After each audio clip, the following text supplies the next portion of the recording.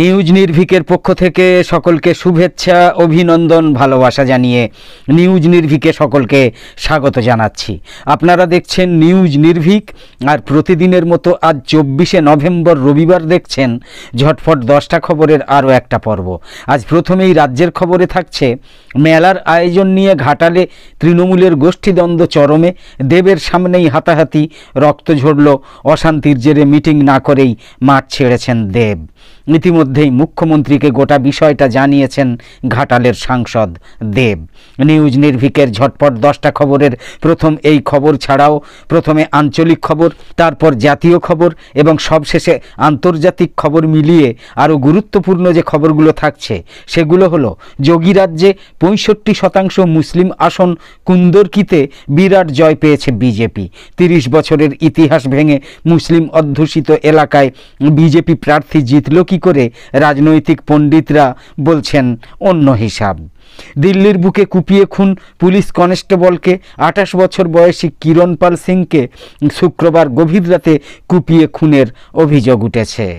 বিবাহ বিচ্ছেদ নিয়ে ভুয়ো খবরে তীব্র আপত্তি জানিয়ে 24 ঘন্টার মধ্যে যাবতীয় পোস্ট মুছে দেওয়ার সময়সীমা বেঁধে দিয়েছেন অস্কারজয়ী সুরকার AR রহমান। বাংলাদেশের নবনিযুক্ত প্রধান নির্বাচন commissioner CEC ASM Mohammad Nasir Uddin শপথ গ্রহণের পর বলেছেন, আমরা জাতিকে একটা অবাধ, সুষ্ঠু এবং গ্রহণযোগ্য নির্বাচন উপহার দিতে চাই। আমেরিকায় বসবাসকারী 14 থেকে 18 বছর বয়সী মার্কিন ইহুদি তরুণদের 1/3 বেশি ফিলিস্তিনের হামাসের প্রতি তাদের সমর্থন ব্যক্ত করেছে। গাজায় দীর্ঘ 1 বছরের বেশি সময় ধরে ইসরায়েল আগ্রাসন চালিয়ে যাওয়ার মধ্যে করা নতুন একটা সমীক্ষায় এই রকম তথ্য উঠে এসেছে। চীনের মধ্যস্থতায় 2023 সালের মে মাসে ইরান এবং সৌদি আরবের মধ্যে যে কূটনৈতিক সম্পর্ক স্থাপনের চুক্তি হয়েছিল তার প্রতি অনুগত থাকার অঙ্গীকার ব্যক্ত করেছে তেহরান এবং রিয়াদ। সৌদি আরবের আইন শৃঙ্খলা বাহিনী গত 1 সপ্তাহে 21,000-এর বেশি প্রবাসীকে গ্রেপ্তার করেছে, যাদের মধ্যে 18,508 জন পুরুষ এবং 2,759 জন নারী। আবাসন, শ্রম ও সীমান্ত সুরক্ষা আইন লঙ্ঘনের অভিযোগে ওই গ্রেপ্তার অভিযান চালানো হয়েছে বলে খবর। ইসরায়েলের আসদোদ নৌঘাঁটিতে প্রথমবারের মতো হিজবুল্লাহর ড্রোন হামলা। ইরানের বিরুদ্ধে আন্তর্জাতিক আণবিক শক্তি সংস্থা বা IAEA-তে প্রস্তাব পাশের বিরুদ্ধে শক্ত জবাব হিসাবে তেহরান আরও সেন্ট্রিফিউজ চালু করে পরমাণু অস্ত্র তৈরির ইঙ্গিত দিয়েছে। সব মিলিয়ে নিউজ নির্ভীকের ঝটপট 10টা খবরের আজকের পর্বে দেখে নিন এমনই সব গুরুত্বপূর্ণ কম বেশি 10টা খবর।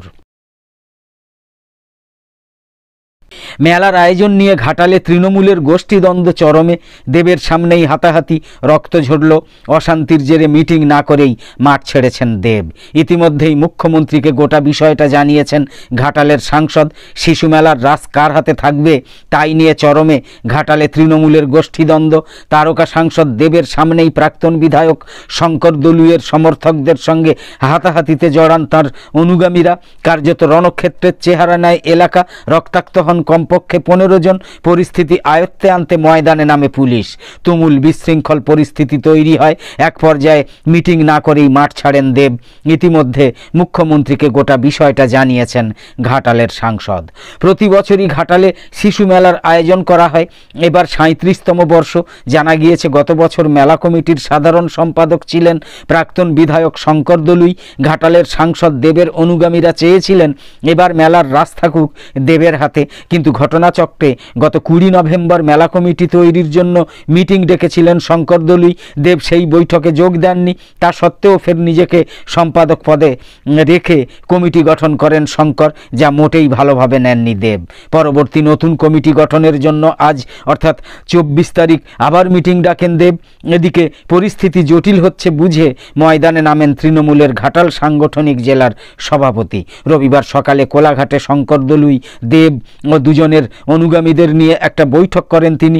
সেখানে আলোচনা শেষে দেব ঘাটালে বৈঠকস্থলে পৌঁছন। এরপরই ধুন্ধুমার পরিস্থিতি তৈরি হয়। অভিযোগ, শঙ্কর দলুইয়ের কয়েক হাজার অনুগামী দেবের অনুগামীদের উপর ঝাঁপিয়ে পড়েন। দুজনের সমর্থকদের হাতাহাতিতে রণক্ষেত্রের চেহারা নেয় এলাকা। কারো মাথা ফাটে, আহত হন কমপক্ষে 15 জন। পরিস্থিতি বেগতিক বুঝে পুলিশ তড়িঘড়ি দেবকে মাঠ থেকে বের করে দেওয়ার ব্যবস্থা করেন। যোগী রাজ্যে 65% মুসলিম আসন কুন্দরকিতে বিরাট জয় পেয়েছে বিজেপি।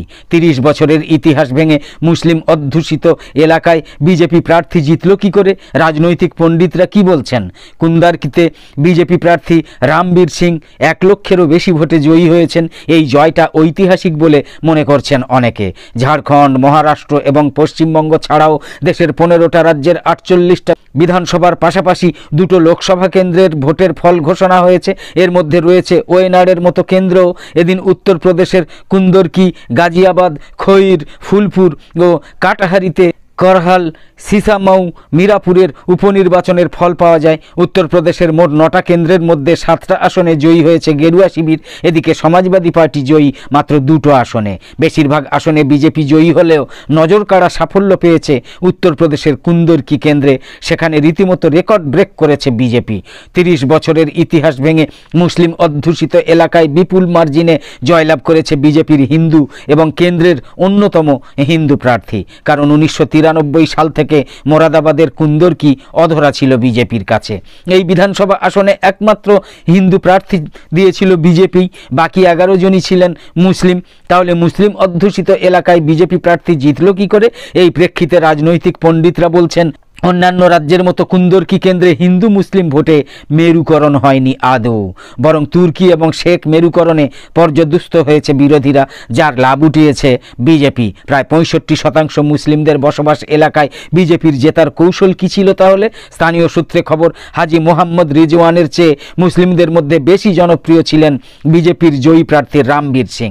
পরপর টানা 3বার হেরেও হাল ছাড়েননি তিনি। রামবীর বুঝে গিয়েছিলেন মুসলিম ভোট ছাড়া ভোট বৈতরণী পার হওয়া অসম্ভব। সেই জন্য গত 2 দশক ধরে বিপদে আপদে মুসলিম ভাই ব্রাদারদের পাশে দাঁড়িয়েছেন তিনি। মুসলিমরা যে কথা দিতে জানে তার ফলও পেয়েছে হাতে নাতে। দিল্লির বুকে কুপিয়ে খুন পুলিশ কনস্টেবলকে। 28 বছর বয়সী কিরণপাল সিংকে শুক্রবার গভীর রাতে কুপিয়ে খুনের অভিযোগ উঠেছে। রাজধানী দিল্লিতে শুক্রবার গভীর রাতে এই ভয়ঙ্কর ঘটনা ঘটে। গোবিন্দপুরীর আর্য সমাজ মন্দির এলাকায় টহল দিচ্ছিলেন পুলিশ কনস্টেবল কিরণপাল সিং। 3 জন মদ্যপ যুবককে রাস্তায় স্কুটার নিয়ে দাঁড়িয়ে থাকতে দেখে এগিয়ে যান তিনি এবং স্কুটারের চাবি কেড়ে নেন। এরপরই ভয়াবহ পরিণতি ঘটে ওই কনস্টেবলের। পুলিশ সূত্রে খবর, স্কুটারের চাবি কেড়ে নেওয়ায় ওই 3 জন যুবক পালানো যে কঠিন এটা বুঝে গিয়েছিলেন। অভিযোগ, এরপরই তারা কিরণপালকে ধারালো অস্ত্র দিয়ে কোপায়। ভোরের দিকে তার সহকর্মীরা অচেতন ও জখম অবস্থায় রাস্তায় পড়ে থাকতে দেখেন কিরণপালকে। সঙ্গে সঙ্গে হাসপাতালে নিয়ে যাওয়া হলেও বাঁচানো যায়নি। শনিবার দুপুরে কলকাজি এলাকা থেকে দীপক ও ক্রিস নামে 2 জনকে পাকড়াও করে দিল্লি পুলিশ এবং ক্রাইম ব্রাঞ্চের আধিকারিকরা। রাঘব বলে আরও একজনও ছিল। সে পুলিশকে লক্ষ্য করে বন্দুক তাক করে। আত্মরক্ষায় পাল্টা গুলি চালায় পুলিশ। গুলিবিদ্ধ রাঘবকে হাসপাতালে নিয়ে যাওয়া হলে তাকে মৃত বলে ঘোষণা করা হয়। রাঘবের সঙ্গে থাকা পিস্তল এবং 2টো কার্তুজ উদ্ধার করেছে দিল্লি পুলিশ। বিবাহ বিচ্ছেদ নিয়ে ভুয়ো খবরে তীব্র আপত্তি জানিয়ে 24 ঘন্টার মধ্যে যাবতীয় পোস্ট মুছে দেওয়ার সময়সীমা বেঁধে দিয়েছেন অস্কার জয়ী সুরকার AR রহমান। রহমানের সঙ্গে মোহিনীর নাম জড়িয়ে নানা ধরনের তথ্য ঘুরছে নেট পাড়ায়। যদিও সুরকারের হয়ে তার পাশে দাঁড়িয়েছেন তার সন্তানরা, এবার গর্জে উঠেছেন রহমান নিজেই। একেবারে সময়সীমা বেঁধে দিয়েছেন। মানহানির মামলা করবেন বলে হুঁশিয়ারি দিয়েছেন অস্কার জয়ী সুরকার। সম্প্রতি রহমানের এক্স হ্যান্ডেলে তার আইনজীবীদের তরফ থেকে কয়েক পাতার একটা নোটিশ পোস্ট করা হয়েছে। সেখানেই রীতিমতো হুঁশিয়ারি দেওয়া হয়েছে সুরকার এবং তার স্ত্রী সায়রা বানুর বিবাহ বিচ্ছেদ নিয়ে। বলা হয় যে বা যাঁরা আপত্তিকর পোস্ট করেছেন অথবা ভিডিও দিচ্ছেন তারা অবিলম্বে বা 24 ঘন্টার মধ্যে সেগুলো সমাজ মাধ্যম থেকে সরিয়ে ফেলুন, না হলে ভারতীয় ন্যায় সংহিতা অনুযায়ী মানহানির মামলার মুখে পড়তে হবে। রহমানের মেয়ে রহিমাও এই গুজবের বিরুদ্ধে মুখ খুলেছেন। তিনি সমাজ মাধ্যমে লিখেছেন, সর্বদা মনে রাখবেন, গুজবের জন্ম দেয় নিন্দুকেরা, ছড়িয়ে দেয় বোকারা, সেটা বিশ্বাস করে নির্বোধেরা। আসলে নাম না করেই বাবাকে নিয়ে ছড়িয়ে পড়া গুজবের কড়া জবাব দিয়েছেন রহিমা। বিরক্ত হয়ে রহমানের ছেলেও সমাজ মাধ্যমে লিখেছেন, আমার বাবা একজন ঐতিহ্যশালী শিল্পী, শুধুই নিজের কাজের জন্য নয়, তার মূল্যবোধের জন্যও তিনি মানুষের ভালোবাসা ও সম্মান অর্জন করেছেন। তাই এই ভিত্তিহীন গুজব ছড়িয়ে পড়ছে দেখে সত্যিই খুব খারাপ লাগছে। যে মোহিনীর সঙ্গে রহমানের নাম জুড়ে অহেতুক চটুল তথ্য দিচ্ছেন তারা, তাদের উদ্দেশ্যে মোহিনী জানিয়েছেন, গুজবকে প্রশ্রয় দিয়ে নিজের সময় নষ্ট করতে চান না তিনি। বাংলাদেশের নবনিযুক্ত প্রধান নির্বাচন commissioner CEC ASM Mohammad Nasir Uddin শপথ গ্রহণের পর বলেছেন, আমরা জাতিকে একটা অবাধ, সুষ্ঠু এবং গ্রহণযোগ্য নির্বাচন উপহার দিতে চাই। রবিবার 24শে নভেম্বর দুপুরে বাংলাদেশের সুপ্রিম কোর্টের জাজেস লাউঞ্জে আনুষ্ঠানিকভাবে শপথ নেওয়ার পর গণমাধ্যম কর্মীদের সঙ্গে আলাপকালে এমন প্রতিশ্রুতি দিয়েছেন তিনি। ASM মোহাম্মদ নাসির উদ্দিন বলেছেন, আমাদের নিয়ত সহি, আমরা জাতিকে একটা অবাধ, সুষ্ঠু ও গ্রহণযোগ্য নির্বাচন উপহার দিতে চাই। সুষ্ঠু নির্বাচন আয়োজনে যা করা দরকার তাই করব। এর আগে শপথ নিতে দুপুরের দিকে সুপ্রিম কোর্ট প্রাঙ্গণে আসেন নবনিযুক্ত সিইসি সহ 4 নির্বাচন কমিশনার। পরে আনুষ্ঠানিকতা শেষে প্রথমে নতুন সিইসিকে শপথ বাক্য পাঠ করান প্রধান বিচারপতি ডক্টর সৈয়দ রেফাত আহমেদ। এরপর শপথ নেন 4 জন নির্বাচন কমিশনার। আমেরিকায় বসবাসকারী 14 থেকে 18 বছর বয়সী মার্কিন ইহুদি তরুণদের 1/3 বেশি ফিলিস্তিনের হামাসের প্রতি তাদের সমর্থন ব্যক্ত করেছেন। গাজায় দীর্ঘ 1 বছরের বেশি সময় ধরে ইসরায়েল আগ্রাসন চালিয়ে যাওয়ার মধ্যে করা নতুন একটা সমীক্ষায় এই রকম তথ্য উঠে এসেছে। সমীক্ষাটা করেছে ইসরায়েলের প্রবাসী কল্যাণ এবং ইহুদি বিদ্বেষ মোকাবিলা বিষয়ক মন্ত্রণালয়। জরিপের ফলাফলে দেখা গিয়েছে, আমি হামাসের প্রতি সহানুভূতিশীল, এই রকম বক্তব্যকে সমর্থন বা শক্ত সমর্থন দিয়েছেন 36.7% মার্কিন ইহুদি তরুণ। গত বৃহস্পতিবার ইসরায়েলের গণমাধ্যম এই খবর জানায়। তবে ওই বক্তব্যের সঙ্গে একমত পোষণ করেছে যুক্তরাষ্ট্রের বাইরের বসবাসকারী ইহুদি তরুণদের মধ্যে 7%। এদিকে জরিপে অংশগ্রহণকারী মার্কিন ইহুদি তরুণদের বড় একটা অংশ এই বক্তব্যের সঙ্গেও একমত পোষণ করেছে যে ইসরায়েল গাজায় গণহত্যা চালাচ্ছে। এই হার 41.3%। বিপরীতে আমেরিকার বাইরে বসবাসকারী ইহুদি তরুণদের মধ্যে এই হার 10%। জরিপে অংশগ্রহণকারী মার্কিন ইহুদি তরুণদের একটা বড় অংশ এই বক্তব্যের সঙ্গেও একমত পোষণ করেছে যে ইসরায়েল গাজায় গণহত্যা চালাচ্ছে। এই হার 41.3%।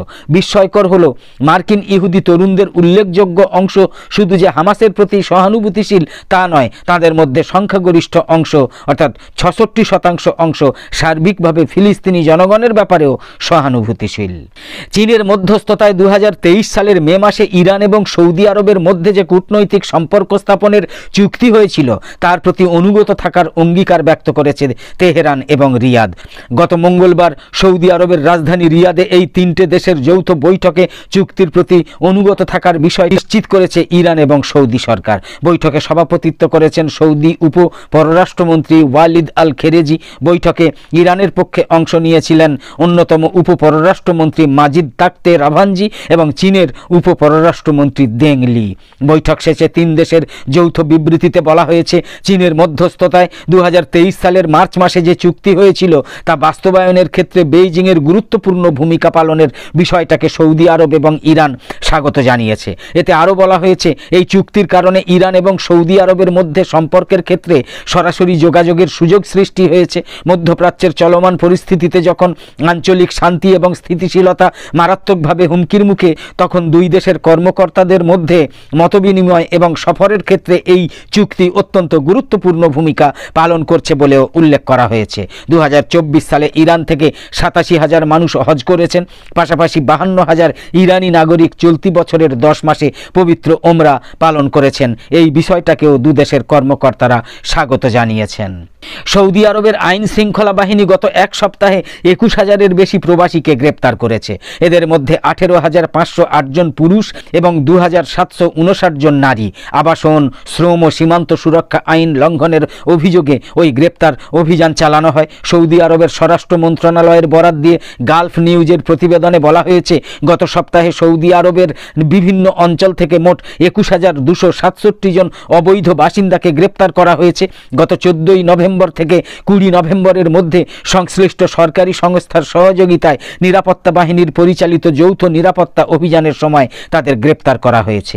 গালফ নিউজ বলেছে, গ্রেপ্তারকৃতদের মধ্যে 11,607 জন রেসিডেন্সি আইন লঙ্ঘনকারী, 5,285 জন সীমান্ত সুরক্ষা আইন লঙ্ঘনকারী এবং 3,232 জন শ্রম আইন লঙ্ঘনকারী রয়েছেন।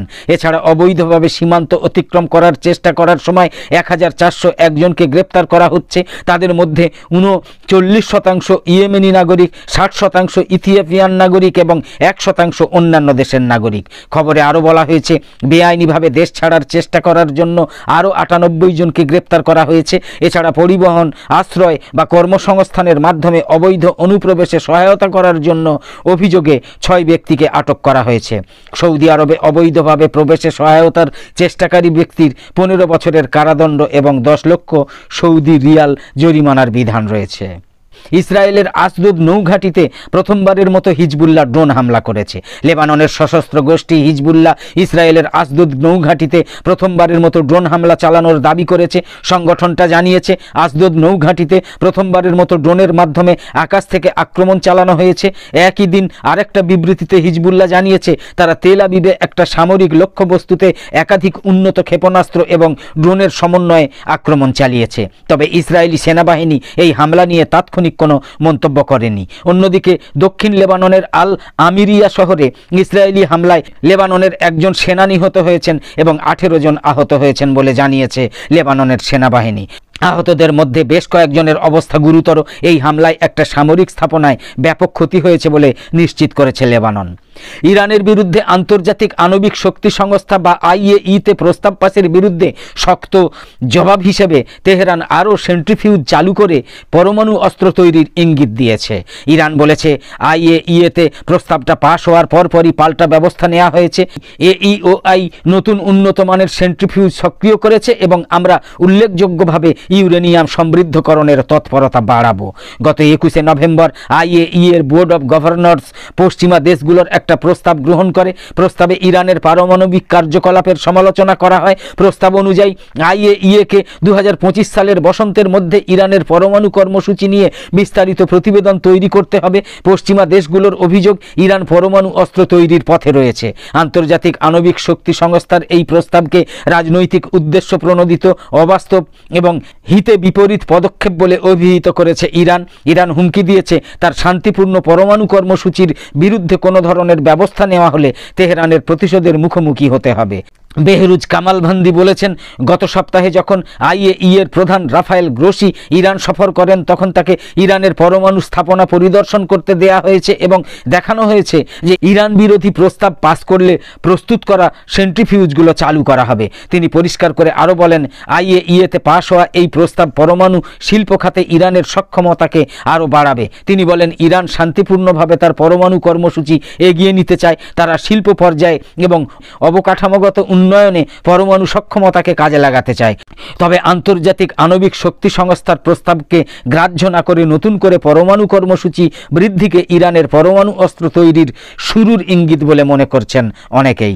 একদম শেষে বলি, ব্যতিক্রমী খবরাখবর সহ সব ধরনের ভিডিও এবং লাইভ সম্প্রচার দেখার জন্য অবশ্যই নিউজ নির্ভীকের সঙ্গে থাকুন, নিউজ নির্ভীকে চোখ রাখুন। তো আপাতত শেষ করছি, পরের পর্বে আবার দেখা হবে। সকলে খুব ভালো থাকুন, সুস্থ থাকুন। ধন্যবাদ।